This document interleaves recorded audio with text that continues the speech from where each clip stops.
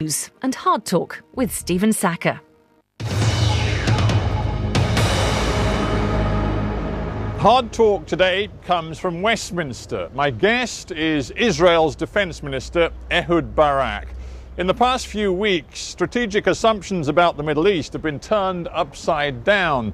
But the winds of change have yet to reach the Israeli-Palestinian conflict. There, mutual suspicion and a wearying sense of stalemate remain. But for how long?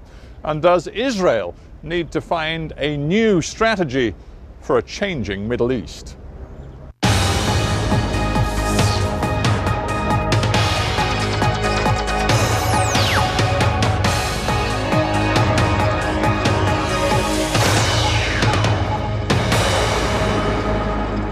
Ehud Barak, welcome to Hard Talk.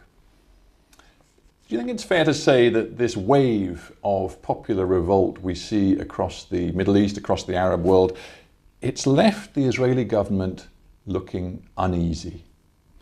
Yeah, we basically feel that it's an historic movement with a long-term positive direction, but short-term upheavals that will go with aftershocks along several years.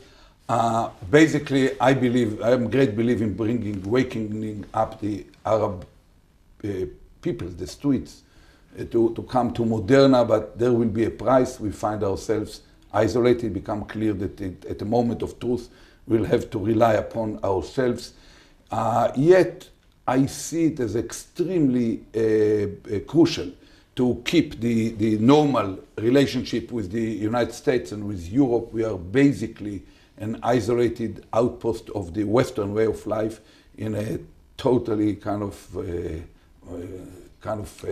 convulsive and convoluted region. Is it not fairly straightforward? We see people on the streets in the Arab world demanding democracy. Democracy is a good thing, is it not? And I just wonder why so many politicians in Israel, starting with your own Prime Minister Benjamin Netanyahu, seem to be so frightened of this democratic movement. We are not frightened. We are still the strongest nation, 1,000 miles around Jerusalem. But we are more kind of realistic. You know, and a pessimist in the Middle East is an optimist with experience, you know. But with respect, Mr. Barak, this is a chance for Israel to adopt a new tone as well. And when Mr. Netanyahu, when he watched the people power in Tahrir Square, and he said, and I'm quoting his words direct, "In a situation of chaos, an organized Islamist body can seize control. It happened in Iran, and it can happen in other instances too." No.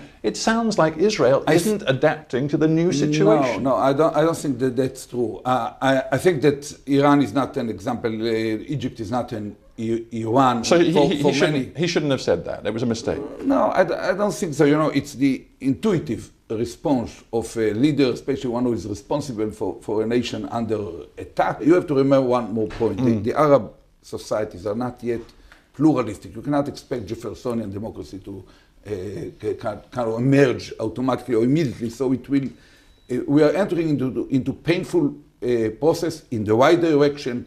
It's moving to see the Arab publics stand up and ask for their basic rights. But if this is indeed a watershed moment, if it's an historic change in the Middle East, isn't it incumbent upon Israel to find ways of being part of that change? And when you told the Wall Street Journal earlier this month, you said, recent events make the issue of quantitative military edge for Israel all the more essential. For us and also for you in the US, it might be wise, you said, to invest another $20 billion to upgrade the security of Israel. Is that the best you can come up with? You respond to what's happening in the Middle East by saying, we want 20 billion more weapons from you in America. Your honorable colleague from the Wall Street Journal just didn't mention that I made it as a part of the consequences of having a breakthrough and signing a fully fledged peace agreement with the Arabs. If we have to have a breakthrough and sign a fully fledged peace agreement with either the Palestinians or Syria, and hopefully Lebanon, we are taking higher risks. And what I mentioned it's not the first time I mentioned it to Clinton 10 years ago, to Bush 5 years ago, and to Obama a year ago, and to his people a month ago. If we are to taking these extra risks to Israel that accompanies any major peace treaty, we expect our American friends to help us to upgrade the security capabilities of Israel for another generation to come, and they are basically fully aware of these expectations. So you want to be more heavily armed, to have a greater military superiority in your region than ever before? Oh, I want you to understand that if Israel goes for an agreement and sign an agreement, bear it in mind, if we sign an agreement, for example, with the Syrians, we probably have to change the borderline and to be more exposed. If we sign an agreement with the Palestinians, we end up with an Israeli border 10 miles from the Mediterranean shore. That creates, basically, based on what we are seeing now, it creates a need. You know, I'm open-eyed. I'm the one who demands within the Israeli government that we will not be frozen or paralyzed by this new situation and be able to look reality at the eye and observe that the way to make peace became more complicated for both sides, for the Palestinians as well.